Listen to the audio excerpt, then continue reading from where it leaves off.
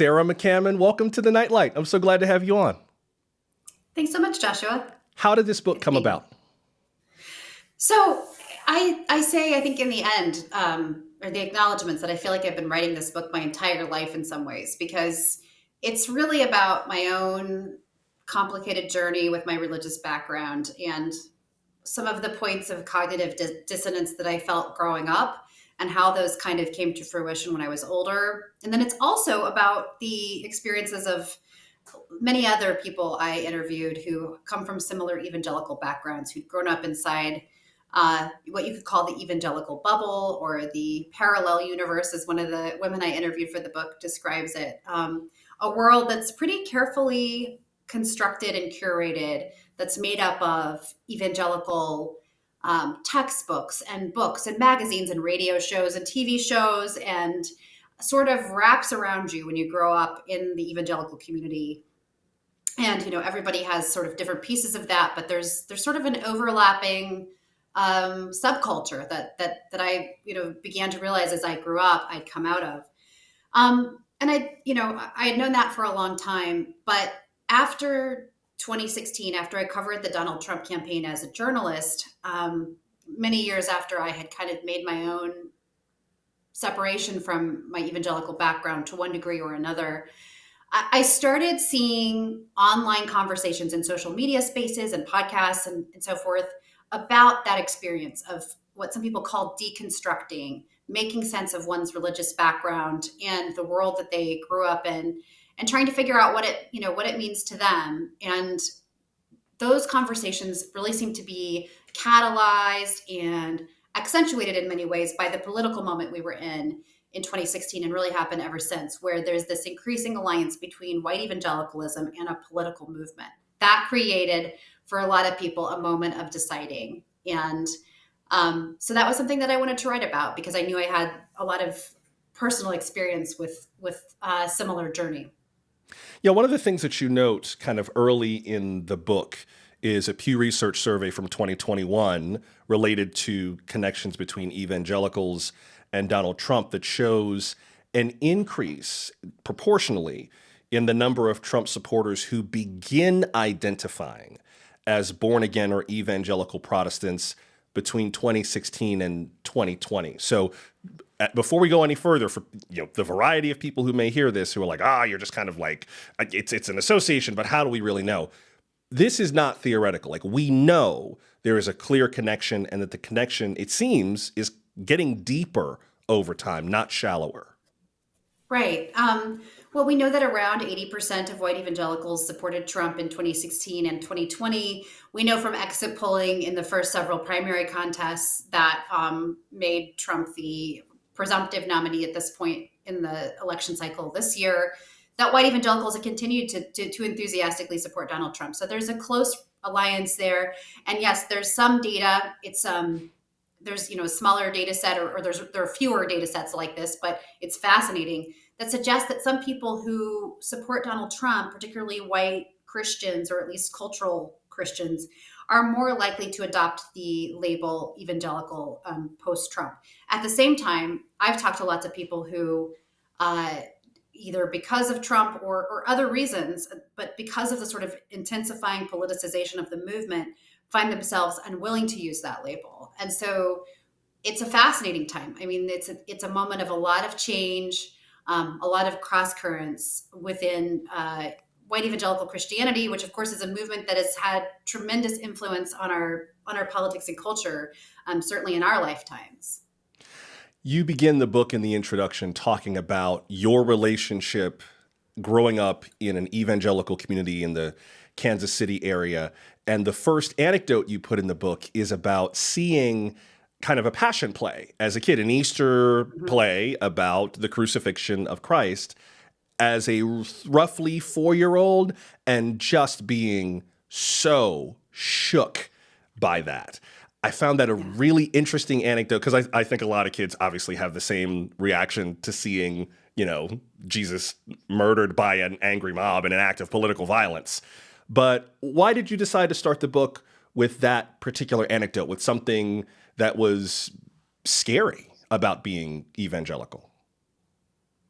Because a lot of it was scary, and that's, I think, maybe the sad reality. And that's something that I hope actually that evangelical parents and people still in the movement, if they read this book, will understand that there is a lot of fear. And it's fear of, it's fear based on evangelical theology, and it's also fear of people who are different. And for me, that moment where I was, yeah, about 4 years old. There's this passion play going on. I see this man being nailed to a cross. And no, it's not really Jesus. I knew that, but I didn't know for sure how much was real and how much was fake, if the blood was fake, if the nails were real or fake, and how it sure looked realistic. And in my little 4-year-old brain, and I'm estimating here, but it was one of those early memories. I just didn't know how to process it. And I think in a lot of ways it's symbolic of the way that I would come to feel about so much of what I experienced at church, which is like, here is something that is very meaningful and very important and very symbolic. I mean, and not just symbolic, but symbols that have an incredible resonance and power. But there's a huge amount of fear associated with it. And there's also a sort of sense of which way is up. What do I believe? Who do I trust? Because you're being told a lot of things in the pews or the movie theater style seats as we had at that church. But not all of them match up to what you experience or learn as you go through the world. And it can be very disorienting to have these intense experiences and be told these intense, powerful things in church, and then try to make them match up in some way with the world outside the church. And so that's that's a lot of what deconstruction, to use a word I never would have used when I was in my early 20s and trying to make sense of the world, but a word that a lot of people today in some of these online evangelical spaces use. That deconstruction process is really a lot about that, about going, okay, what's happening here? What do I make of it? And how do I make sense of it? And then what do I do with that information and those decisions? A lot of what happens with kids who become adults who start to question their faith in a variety of ways is mitigated through their relationship with their families, because, the family is kind of, in many ways, I think, the central social conduit between children and faith, obviously. Talk about, and you lay this out in the book, but summarize for us, if you would, some of what that relationship was like between you and your parents as mitigated by their evangelical Christianity. Yeah. I mean, I think that my parents, like a lot of evangelical parents, they grew up in essentially kind of mainline Protestant homes to varying degrees. And they both came to like this evangelical, very personal relationship with Jesus kind of faith in the 70s as teenagers, kind of through the Jesus movement and some youth group movements that were pretty influential at the time. And the way that they talk about it, especially my mom, they had a powerful experience. I think they both felt like they became better people, that they were able to move past some problems in their lives. And they came to really believe that this was the truth from God, and that they had been given sort of a plan and a path for how to live. And that looked a very specific way. It looked like a mother and a father in a heterosexual marriage, looked like a mother with pretty traditional gender roles. And it also involved a political project, which at the time was something that people in my circles talked about a fair amount, about, essentially Republican conservative politics, but something that has become much more pronounced today than when I was a child 40 years ago. And so for me as a child, it was really about taking this knowledge of the truth that we believed we had, trying to live according to what we believe the Bible said, and trying to share that truth with a capital T with everyone else, both through witnessing, as we called it. I talk about feeling pressure to convert other people, both in my extended family and people I would meet, sort of in the wild, to not just Christianity, but to a specific sort of evangelical approach to Christianity. And, a real fear, again, that if I didn't do that, that I would be letting them go to hell, and that it would be on me. And then again, there was a political project attached to it as well, we saw it all as one cohesive thing. It was one cohesive project We had the truth, and we were supposed to carry it out into the world. I do note, And though, that the way that you... Oh, go ahead. Go and I ahead. guess I'm not sure if I totally answered your question, Joshua, That was okay. that was sort of what my parents presented to me, and that was what my community presented to me as well. And certainly, as I got older and began to question some of that, it did complicate my relationship with my family.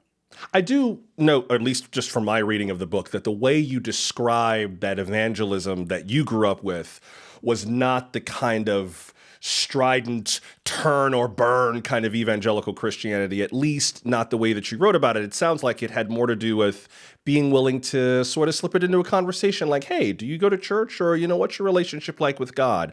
And even that kind of an interaction at times you describe as being really uncomfortable and created these moments where you're like, is this the right time to do this? Is this the right time to say this? So I just want to be clear, like for people who haven't read the book or perhaps won't, who might presume the kind of evangelicals you grew up with, they're like the fist pounding, Bible thumping evangelicals, which is a little different than what you described. But even that created friction as you got older, right? Well, yeah. And I think that it wasn't turn or burn in that way, not quite that explicitly, but it was right underneath the surface. I mean, the way we were taught to evangelize was to ask people, like, if you died tonight, where would you go? And basically, then we were supposed to tell them that if they didn't accept Jesus, they would go to hell. So it was maybe a little gentler, but I don't think the theology underneath it was really that much gentler. And it was, we believed that in retrospect, a pretty narrow group of people were quote unquote saved. I mean, we even questioned sometimes whether Catholics were real Christians or sometimes even mainline Protestants. And certainly anyone of another faith, Jewish, Muslim, would not have been considered saved. And that was what we were taught. Now, how confrontational you're willing to be relationally is sort of a different question. I mean, I did grow up, as you know, in Kansas City, Missouri. We were not that far away from, a few hours away was Wichita, Kansas, and Westboro Baptist Church, which is the infamous, anti-gay protest at soldiers' funerals, really kind of bizarre behavior, fundamentalist church that made a lot of headlines, really during the Iraq War, primarily for standing outside of soldiers' funerals with signs that said vicious, homophobic, and just otherwise cruel things. Now, that same group, we were very aware of them because they weren't that far away. They came to a concert I performed at when I was in high school, a community chorus. And I remember my father saying, those people give Christians a bad name. And I appreciated that, they do. But when you peel back the layers, I think, how different is the theology? Fundamentally, we didn't accept gay people either in our church, and we didn't believe that they were going to heaven if they didn't turn from what we would call their sin and accept Jesus. And so all of these ideas exist on a spectrum, that is for sure. And I'm loath to categorize like where we fell on the spectrum. I think in a lot of people's eyes it would be pretty extreme, even if it wasn't the most extreme.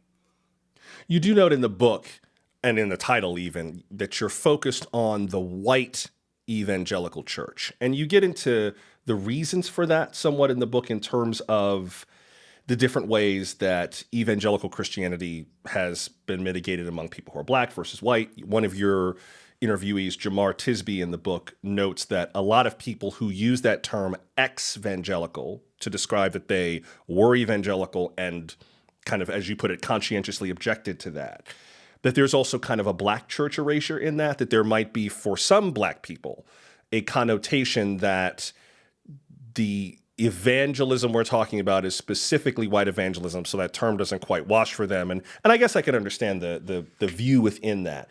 Explain, if you would, why you wanted to focus this book on white evangelical Christianity specifically. Because the churches that I grew up in were predominantly white, and that's the world that I know, and I can't really speak beyond that. Also because if you look at polling data, there are big divergences politically at least in the political application of some of these ideas, between Black and white Christians. As I'm sure you know, they vote very differently at the ballot box, and I think prioritize different issues. So I've, for example, in some of my reporting, I've talked to Black Christians who, one woman said to me for a story I was doing on sort of progressive Christians pushing back against Trump. I asked her about abortion, and she said essentially, some people in Black churches oppose abortion or have moral concerns about it, but it's not a priority issue in the way that it is in white churches. And that's just one person. I don't claim to speak for all Black churches, but I think that there is a notion that because of lived experience, there are just different applications of Christian theology and different sets of priorities, depending on the life you've lived, the path you've walked, and the challenges you've faced or not faced in your life, and the privileges you have or don't have. So that's why I felt like it was important to sort of make a distinction, because we're really kind of talking about two very different political movements. At the same time, there is overlap. There's theological overlap. There's cultural overlap. I interviewed some Black Christians for this book who grew up in purity culture. And, Jamar Tisby certainly spent a lot of time in predominantly white evangelical spaces. And, as I talk about in the book, ultimately felt he had to leave because many of his concerns, particularly about racial justice, just were not taken seriously in some of those spaces. So I think, there is a distinction, and it's a distinction that does make a difference. And that's why I chose to use the word white. Not to say that these issues are exclusive to white churches, but that's what I'm able to speak to. You mentioned purity culture, and that gets to one of the big themes in the book in terms of your experience of growing up evangelical, which has to do with marriage and family and sex and sexuality, and that very traditional, conventional view of virginity until marriage and sex being purely within the confines of marriage. I think that one of the things that was so interesting to me about the book is that a lot of parents would probably want their kids not to have sex until they're married. So it's not so much the edict that is the issue. At least the way that it came across in the book, it had to do with the enormous spiritual pressure, religious pressure, and also the implications of failure, of what failing to remain pure would mean, not just for you, but for God and for Jesus, who you saw crucified when you were 4. It's like there is this huge impact of every little choice you make, especially the very first time that you kiss a boy.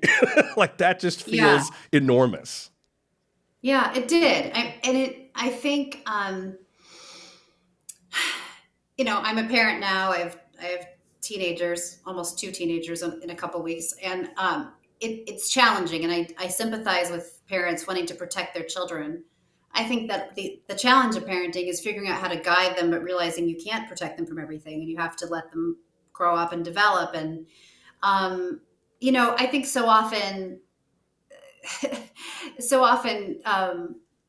problems lie in extremes, right? And so, I think a lot of evangelical parents and purity culture was in some ways responding to some of the excesses of the sexual revolution. And I think if you look around today at, hookup culture, there are people, I'm not saying all, but there are people who are very unhappy in, transient relationships, or might be happy in them for a while, but ultimately want something more meaningful.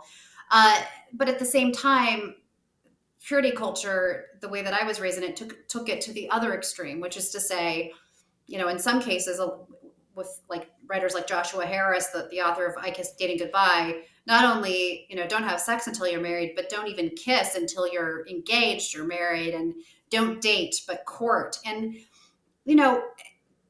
I think the way I experienced it and the way people I interviewed in the book experienced it was this tremendous amount of, again, fear, shame, guilt around anything sexual, and kind of a stunting of normal human development to some extent.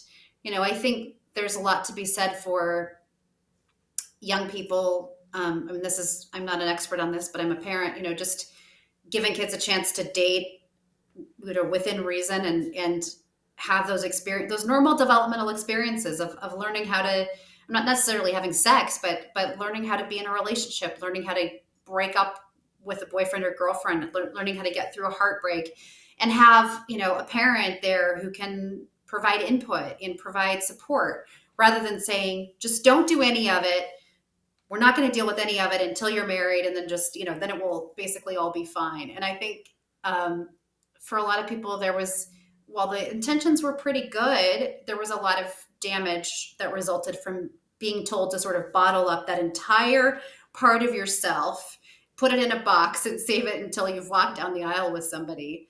Not to mention, if you're not someone who falls into the traditional cisgender heterosexual model, Right. you know.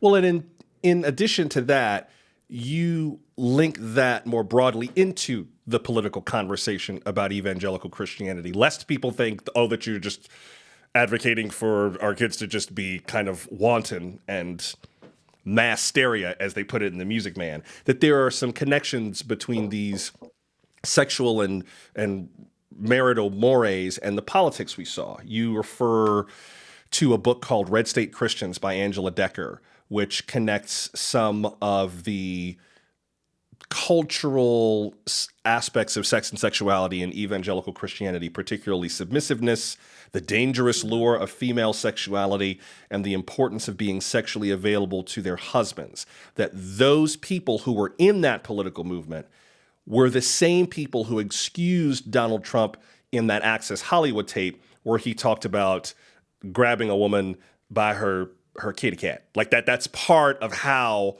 all of that was able to be excused, because there was a direct religious through line there. Elaborate on that. Well, I think it was confusing for a lot of, certainly for me and for other, particularly young women who grew up in evangelical purity culture with a huge emphasis on modesty, fidelity, monogamy. And for those of us who are old enough to remember the Bill Clinton scandal with Monica Lewinsky, and the way that evangelical leaders responded to that, and there was so much talk about the importance of character, that the commander-in-chief should be someone who sets an example. To then have the same movement that it essentially said, keep your legs together until you're married, sort of condone, apologize for, or at minimum look the other way about Trump's behavior. I think that was confusing for a lot of people. And at the same time, there's certainly evangelicals who would say, I don't support that behavior, but that was, a long time ago. I mean, there are different ways of rationalizing it. But I think for a number of women that I interviewed, particularly around that time, there was a sense of betrayal and just confusion that this was tolerated. And I think it exposed, divisions that have only gotten deeper since then. One of the things that you get into in the book is the way that the political movement that kind of includes evangelical Christianity today created these bits of cognitive dissonance or flat out hypocrisy. I think that's what a lot of people who have pushed away from evangelical Christianity see it as. And you don't necessarily call these folks out as hypocrites per se, but you do talk about how that desire for political power has allowed for a whole lot of flip-flopping, a la Bill Clinton to Donald Trump. Do you get the sense that the evangelical Christians who are deepest in this political movement understand how very hypocritical they are often being, to the point where, in my view, right, in my reading of my Bible, the very things that some evangelical Christians have done, are doing, in my view, are the same kind of things that Jesus rebuked the Pharisees for, that he rebuked the religious right of his day for. And it doesn't take a deep reading of the original Greek text of the New Testament to understand, like, he warned you about the very thing that you're doing, and you're doing it anyway. Do you get a sense that the people who are deepest in these evangelical circles understand that what they're doing is not only hypocritical, but at least in my view, not biblical? I mean, the responses that I have heard and or seen to questions like that vary depending on the evangelical leader. I mean, there are, famously people like I believe it was Tony Perkins with the Family Research Council who said in an interview early on that everybody gets a mulligan, everybody gets another shot. There was a lot of there has been a lot of rhetoric around the idea that Trump is like King David or an imperfect leader that God can use. So there are references back to the Bible and also to other leaders in the Bible who were I think King Cyrus. I might have one of the evangelical leaders cited King Cyrus at one point. But point being, there are all kinds of rationales for this, and then there are others who, like Russell Moore, formerly of the Southern Baptist Convention, now editor of Christianity Today. Russell Moore has been a longtime critic of Donald Trump, as has David French, the writer David French. And so there are evangelicals who've remained evangelical and are within the movement and look at this and say essentially what you're saying, that this is hypocritical. This is out of not in line with Christianity or the teachings of Christ. I think one of the challenging things is that people have a tendency when it comes to the Bible or with religion to see what they want to see. And, the Bible is a very old and complex book full of lots of different stories written by lots of different people. And, to an extent, that's what makes it so powerful, is that people have been able to interpret and reinterpret and transform it in so many different ways for different purposes. I think it's important to not, regardless of one's political perspective, to not say, well, this is, Jesus agrees with me, God agrees with me. I think it's important to have some humility about that, because people have been basically saying God is on my side for centuries, for probably most of human history, ever since the idea of God came about. And often that has pretty destructive effects, claiming that kind of certainty and that kind of power. I think for me, I would rather see some not a separation between religion and politics, in the sense that your faith and your values shouldn't inform the way you vote and behave in the public sphere. Of course they should, but trying to use religion as a political tool. I think if you study history, we can see that there are a lot of consequences to that, and most of them aren't good ones. Now, with regard to that, I think there are a lot of evangelicals who would say that's exactly what the Bible wants us to do, that they want us to go out and influence the culture. They want us to go forth and possess the land, as the scripture says, that we are, you mention in the book, in fact, that there is a kind of, I want to use the right term. You reference a book called Jesus and John Wayne by Kristen Kobes-Dumez, who describes the kind of militaristic, almost warrior mentality of some evangelical Christianity, connected to, as you just noted, the rise of this form of evangelical Christianity after the Cold War, after the counterculture of the 60s, giving way to, and I'm quoting from her book, a new war, a culture war, demanding a similar militancy. For conservative white evangelicals, a militant faith required an ever-present sense of threat. I find that really remarkable, but also very congruent with the idea that we are soldiers in the army of the Lord, and that it is inherent to Christianity that you have to influence the culture. Politics is part of that culture. And so how could there be any part of that that's off limits to people who truly obey God and who truly love him? I mean, it's difficult because I think every person, every human, regardless of their religious faith or lack thereof, it's normal to. I mean, of course, when you show up to the voting booth, your values and your beliefs about what's right and wrong are there with you, and they influence the way that you vote. I think what's different about some of the Christian nationalist impulses, which is really, I think, what you're talking about, is this idea that we have to dominate through political spaces with religious ideas. And, it gets messy, but I think, if we look back to the founding of our country, it was created, however imperfectly, to be a place where church and state are separate, and where people of many faiths or no faith can all live together with democracy.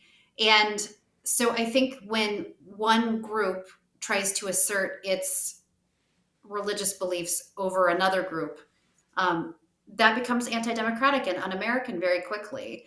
And it's not what all religious people by a long shot want. I mean, and I think it's not even, there are evangelicals. In fact, I interviewed a pastor in Iowa when I was there for the caucuses who had publicly, or actually a state lawmaker who was also a pastor, who had publicly pushed back against some of his fellow evangelicals who were trying to prevent a satanic temple display from being put up at the Iowa State Capitol. It was either the I Church remember of that. Satan or the I heard Satanic about that, Temple. yeah. I always get them mixed The up. Satanic Temple, right. Yeah, Satanic Temple. Right. But the point is this group, which, allegedly is about worshiping Satan, but isn't really. If you dig into it, it's more of a political statement. But anyway, the idea was that there was going to be this quote unquote pro-Satan display at the Iowa State Capitol.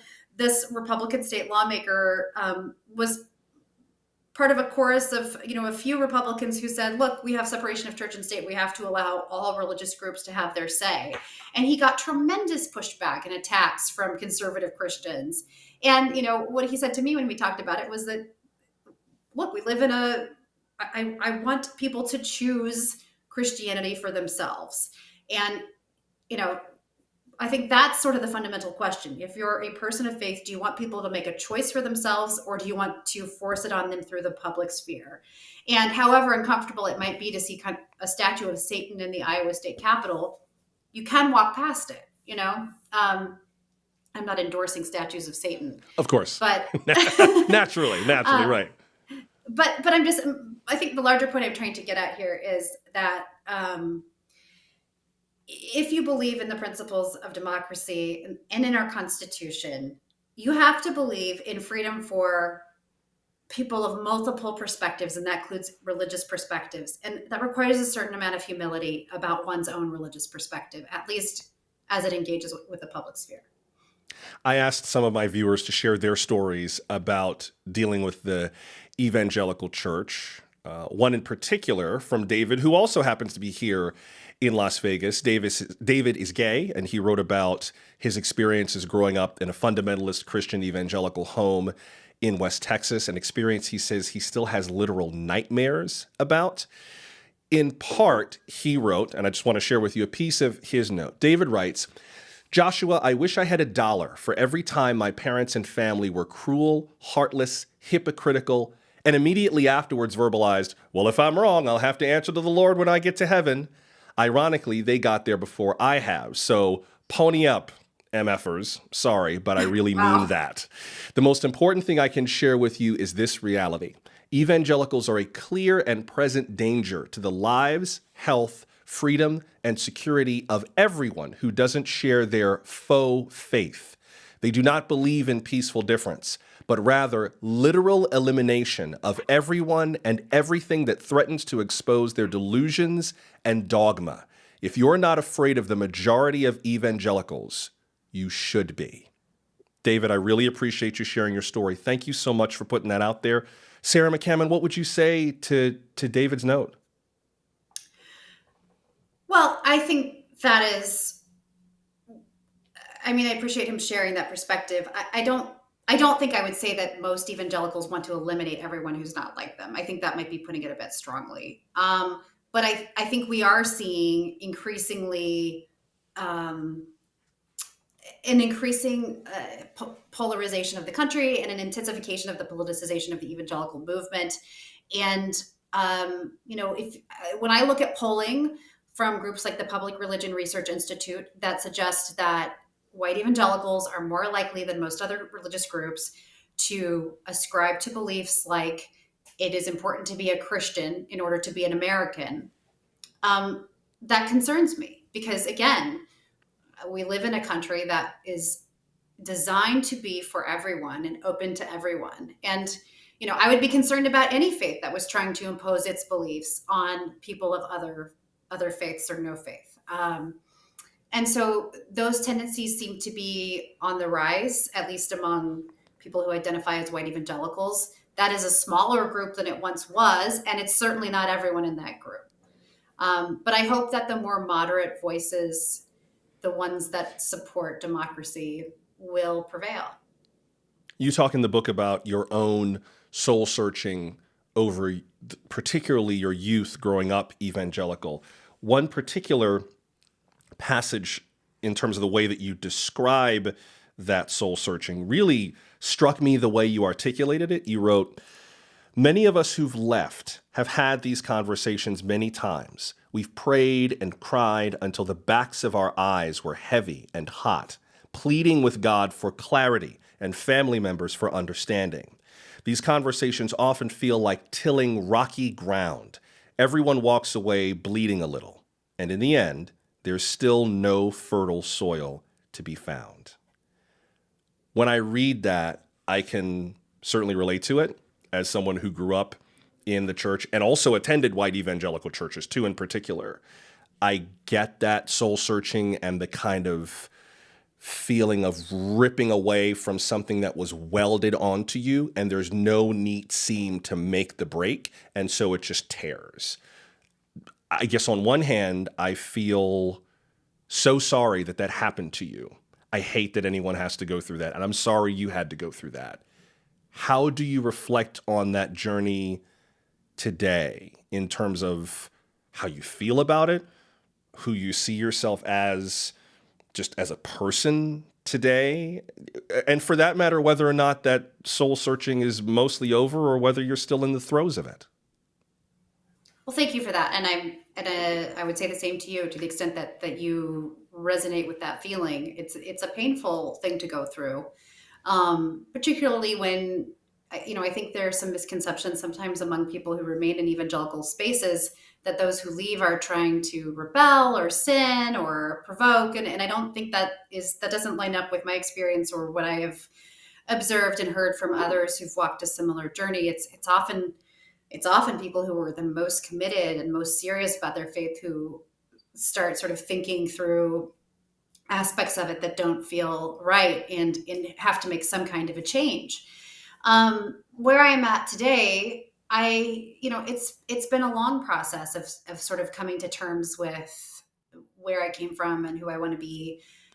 One thing we didn't talk about very much, but I think is a really important piece of this is, there, to a large degree, there has been a rejection among a lot of evangelical circles of, frankly, modernity, and not just involving sexual mores, but even a distrust of science. I write about my experience sort of realizing that the young earth creationism I was being taught, and which a lot of evangelical kids are taught, just didn't line up with reality, with what the vast majority of people who have any kind of expertise in biology would tell you is real about the world.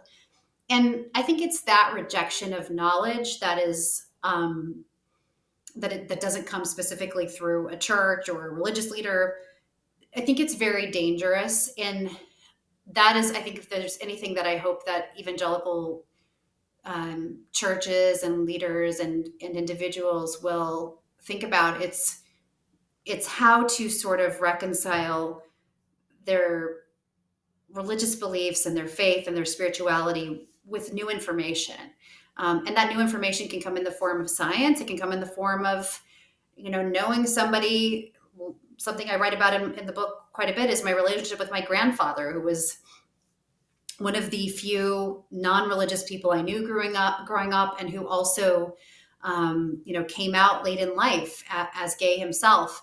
I think, coming to terms with both people and ideas that are different and unexpected can be really challenging and scary if you've found yourself, sort of in this kind of a bubble. But it's really important to take in new information. And I think it's essential for being fully engaged with the world. And so that was kind of what I felt like I had to do. The more that I learned, the more that I observed, the more I had to be willing to adjust my own thinking. And so to some degree, it is an ongoing process. I don't think I have all the answers by any means. And sometimes I miss the sense of having all the answers that is provided in a religious community. You But miss all I it. have to go ahead. You just got to exactly where I was wanting to go. Saying that you miss it in some ways. I feel like, in a way, that lays out why this conversation is so hard to have. Like for me, as I began to think through my faith and come out to myself and to others, I had to figure out how much of my faith I could keep and how much of it I had to reject. I think for me, and I don't know if you're like this too, but I think that my journalism has been improved, or at least contextualized through the lens of my faith, because it reminds me to be patient with people. It reminds me to show empathy. It reminds me that people are all on their journey, that I don't have to be right all the time. It reminds me to be humble, to listen more than I speak. So those values, I've been able to pull pieces of it that I still find very central, and that I think I would not want to do my job without. On the flip side, I also know that the same book is the one that makes some people say, I will never, ever relent on the gospel. Just because modern times don't like it doesn't mean it's not true. God said it. I believe it. That settles it. And if you don't like it, that is not my problem. And God sent me here to say God's word. And like it or not, 2024, we're going in this direction because thus saith the Lord. Like, I feel like the same book that makes me more patient with people is the same book that makes some evangelicals thoroughly impatient with people. And from a political, cultural perspective, I'm not sure where we go with that. I have this painting on my wall. It's a portrait of Zora Neale Hurston by a pop artist named Panhandle Slim, who I mentioned in the book. He's based in Georgia and does a lot of interesting work. And the quote is, people always behave like the gods who, I'm sorry, the quote is, gods always behave like the people who make them. And I like that, not because I think that God is made up. I still believe in God.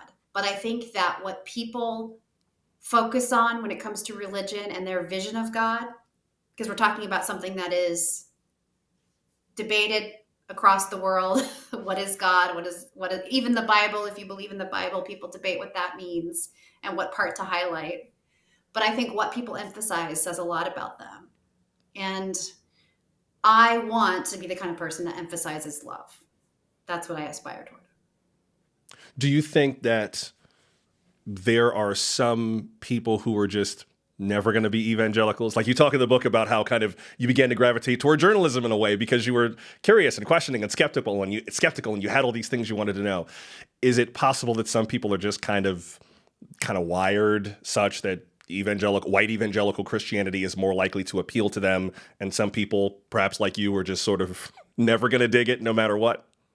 Oh, I'm sure. I mean, I don't know how much of that is wiring and how much of it is environment or some combination, but I think, my objective in writing this book isn't to persuade anybody to think anything or not think anything.